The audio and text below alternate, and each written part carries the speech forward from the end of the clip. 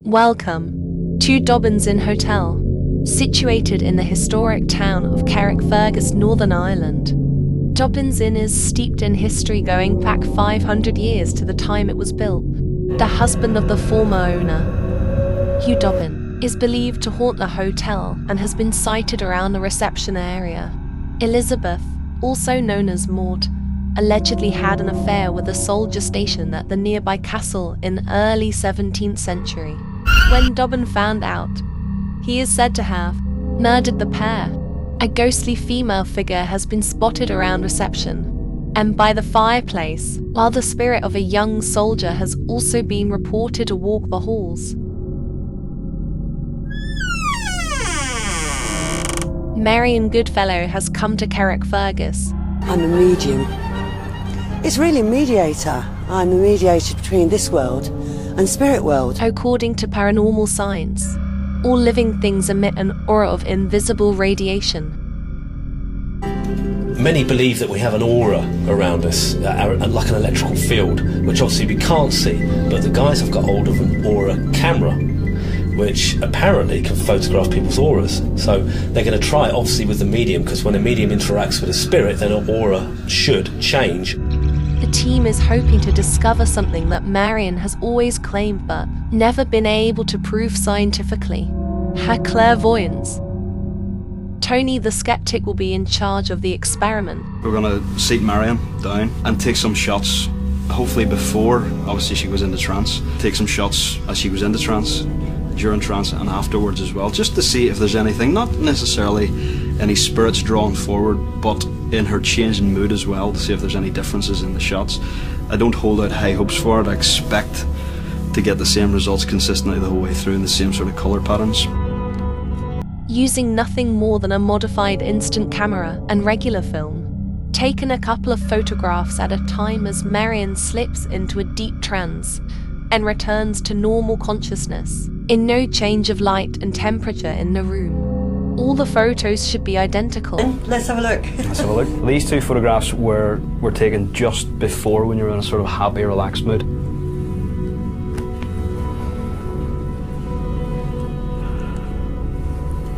These next two photographs here are just as you were getting into trance. As you can see, the colours completely changed. Mm-hmm. Brighter, lighter. Both completely changed. That's... I didn't think there would be a change. I honestly didn't. Let's have a look at the others. Let's have a look. Okay.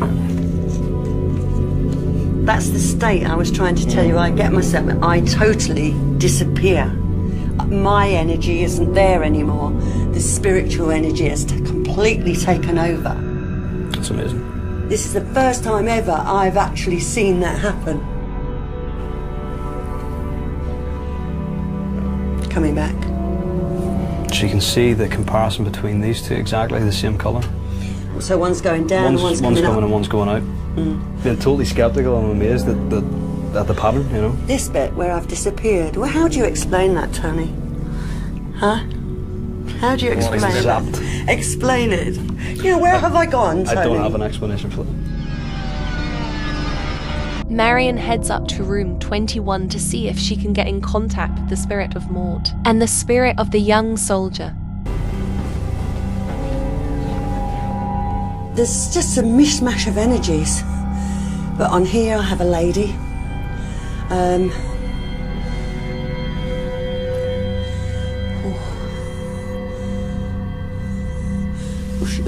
Shush me away. Shush. Go away, like that. As if I'm not allowed here. Okay. I'm not allowed up here. The spirit of the woman that Marion has contacted doesn't want the team of investigators to approach room 21. They are about to be in for a very big shock when they do. Feeling with her, but it is definitely a lady.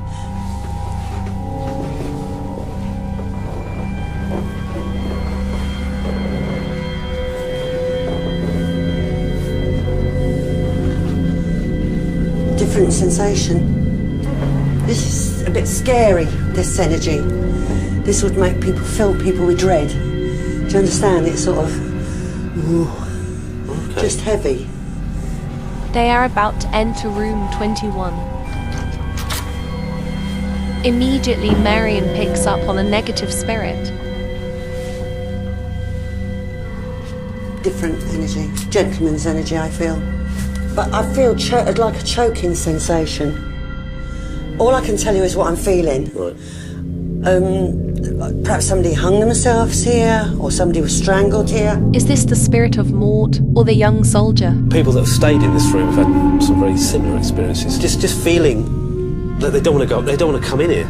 Yeah. Especially Karen, who works here. You know, she just stood here by the wall and just would not move. She wouldn't go any further into the room. So we don't know who it is, what it is.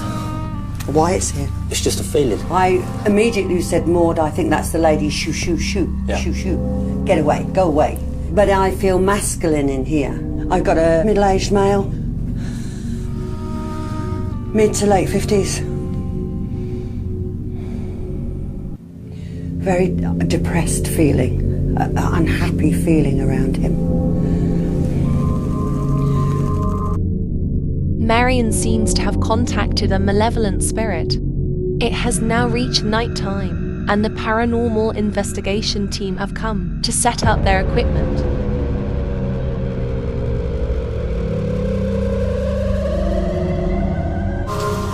As a team, we've always kept the mediumship spiritual side completely separate to the investigative side with the equipment, technology and the science of it. As an investigator, I'm extremely sceptical, and you have to be. I think bringing the technical side and the scientific side into what myself and Marion do is absolutely paramount. We can all walk into a haunted house and say, oh, I feel this, I feel that, but to a viewer or to anybody looking on, it could be anything. But to capture it scientifically is really the nuts and bolts of what I'm trying to do and the work that Marion and I are trying to achieve. The team of investigators have now wired up room 21.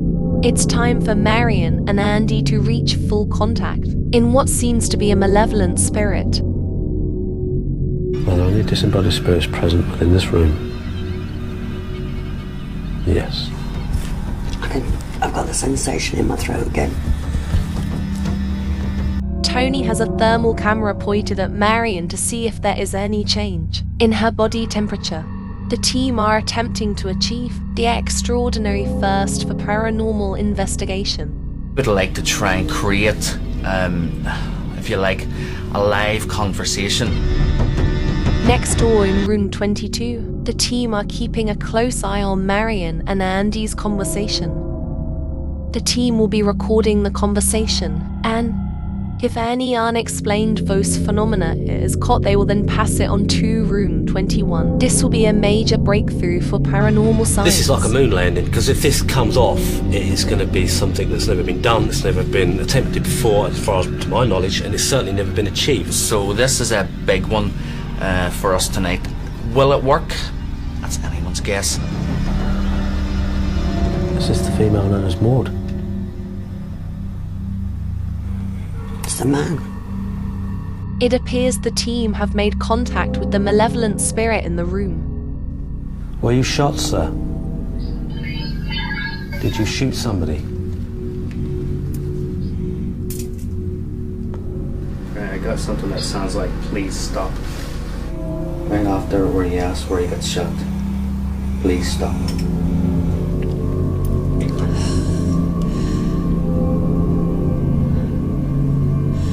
I understand your pain, sir. I can feel it. You don't need to be here. You don't need to be here, sir. Right, when she says you don't have to be here, it's something like they won't let me, or they don't love me, or something like that. They don't love me, or they won't let me. I've come to set you free. Marion sees herself as a spiritual guide to those who are deceased and trapped. A guide that sets the trapped souls to freedom. But the male presence in the room doesn't seem to want to depart. Can you reach out across the void and grasp the hand of those that love you? All you need do is grasp that hand.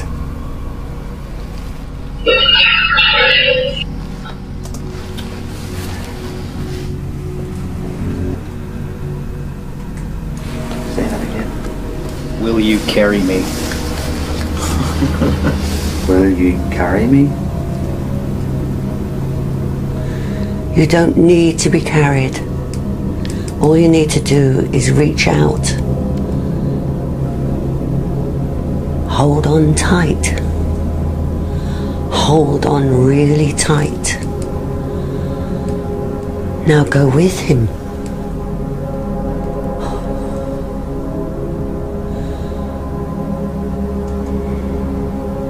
It's gone. Don't pull him back, for God's sake. A live conversation between a medium and a spirit is a major breakthrough for paranormal science. There was something come through there. Is there anybody else here?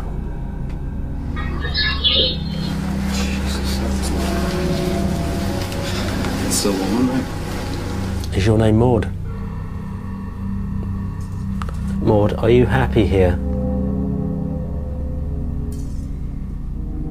If this is what it appears to be, this has got to be the first time ever that live communication between a medium and something possibly paranormal has ever happened. And something else. That was just like a two-way conversation, wasn't it? Everything he's analysing and checking, but it seems to be at this point in time that, you know, we've got proof. We've got proof.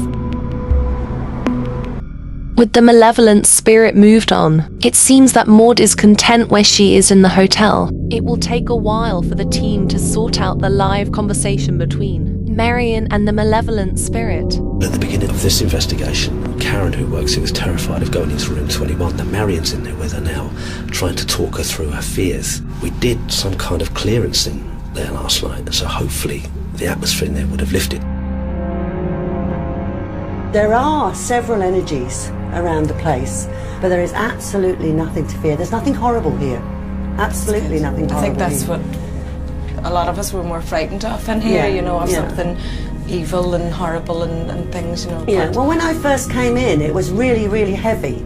The feeling, I felt like I was being throttled. But we think we've moved this energy on. Right. This heavy energy shouldn't actually be felt here anymore. But Maud will be. And I hope now you know that she won't hurt you. Do you feel any different this morning? A little bit different now. I got dizzy again as soon as I came in. Yeah. But it seems quite flowery, like a lighter energy. Yes. Yeah. The live recording between Marion and the dark spirit has just been analysed. This is a remarkable breakthrough for paranormal science. What you are about to hear is truly remarkable. I'm addressing the male presence in this room. Do you want to talk to us? Do you want to talk to Marion? Will you leave? Say it again, I didn't quite get it. Do you want to talk to Marion? Leave me. Leave me. And this is exactly the conversation as it happened. Do you want to talk to us? Do you want to talk to Marion? Leave me. Not only are the voices there, but the voices and what we think they're saying are relevant to the conversation. So we had a chance to help you, do you understand? Yes, it does. He understands what I'm trying to do. Do you not want to know? Do you understand? It's just To help you, do you understand? Yes, it does. He understands what I'm trying to do. Do you not want to know? I'm really baffled. I'm not baffled. I'm excited, but it's like finding the Holy Grail. This, I mean, short of having an apparition walk through a wall and shake your hand, this is as close as you're going to get. Are you in pain? Run it again. sounds like "Will you carry me home?" I think it says with you. You listen. Listen again. With you. Yeah. It's with you. Will you carry me with you? Are you in pain?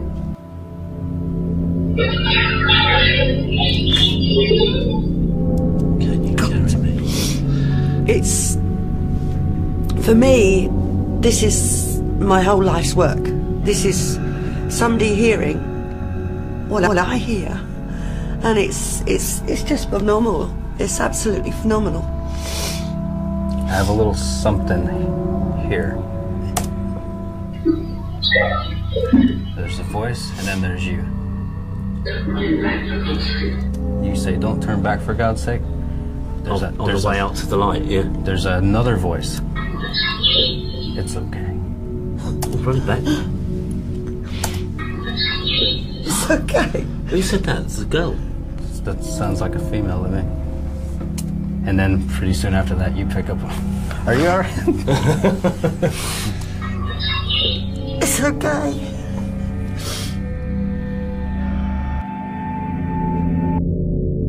Now we have all heard what Marion can hear when she communicates with those who have passed on. I've been doing this for a long, long time, and there's always been that goal to try and capture scientific proof of the existence of ghosts and an afterlife. And in this place, this week, I think we've done it. Please subscribe and like for more videos. Until next time, sleep well.